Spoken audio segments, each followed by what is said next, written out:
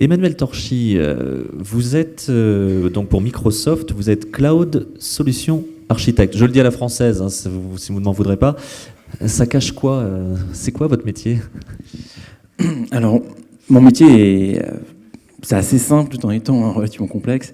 En fait, j'aide les partenaires comme Adista, les partenaires hébergeurs en France, donc on en a 850 aujourd'hui en France, à bâtir des solutions cloud hébergées à base donc de solutions Microsoft.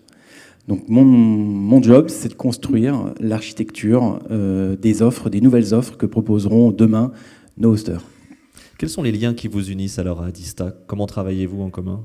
Alors, déjà, il faut remarquer quelque chose, propriété d'Adista, c'est qu'ils travaillent beaucoup avec Microsoft.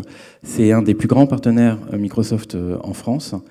Ils sont certifiés, je dirais, du sol au plafond, sur toutes les compétences, pratiquement toutes les compétences Microsoft, ce qui est un exploit.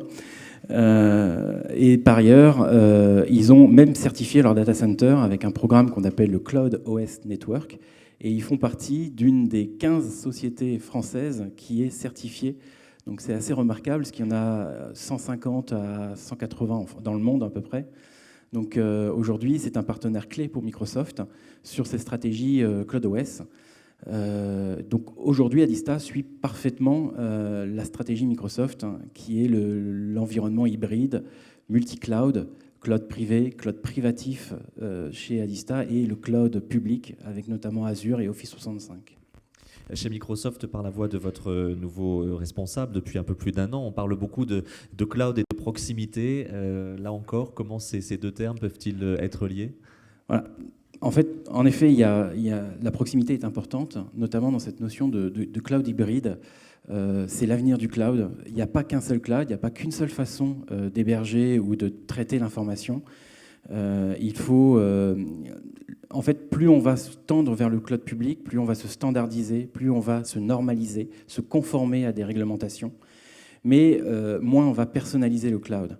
Et justement, la partie proximité qu'on peut retrouver dans un cloud hébergé, donc chez Adista par exemple, est finalement le meilleur des deux mondes, à la fois le cloud privé et à la fois le cloud public, où on retrouve ce côté personnalisation, mais aussi ce côté conformité, standardisation, et ça suit donc toutes les règles de l'hébergement, on va dire, professionnel, tout en étant totalement personnalisable à volonté pour le client. Microsoft est l'un des principaux acteurs mondiaux du cloud. Vous proposez des services dont la plupart sont fabriqués aux États-Unis. Comment avez-vous réagi au scandale qu'il y a pu y avoir avec Prism ou encore avec Snowden, par exemple? Alors Prism, ce sont ces écoutes des États-Unis vers d'autres pays, et puis Snowden, c'est l'affaire Wikileaks. Hein. On sait, avec là aussi des vols de données. Est-ce que ça vous a impacté? Comment avez-vous réagi à ce genre d'affaires? Alors, on a réagi déjà dans toute transparence. On a vraiment fait toute la transparence, en tout cas sur ces phénomènes-là, hein, sur ces événements. On a aussi eu une stratégie de sécuriser nos data centers, de sécuriser, on va dire, les données de nos clients actuellement dans nos clouds publics et dans nos produits que l'on fournit et que tout le monde utilise aujourd'hui. Il y a énormément d'éléments de sécurité.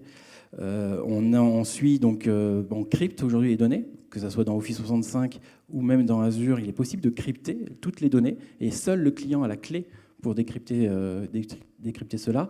Et pour répondre encore plus à cette demande, on est allé vers nos partenaires hébergeurs afin de fournir des solutions à nos clients de proximité en France, souveraineté française, et Adista en est un parfait exemple dans cet état-là. C'est un partenariat de longue date, hein, puisque même avant Adista, vous travailliez déjà, Microsoft travaillait déjà avec les équipes qui forment aujourd'hui Adista. Lorsque Adista propose de travailler sur la proximité, ça vous semble correspondre aux attentes du marché? Oui. Ça, moi, je le vois tous les jours. 68% des clients veulent externaliser leurs données, veulent externaliser leurs services.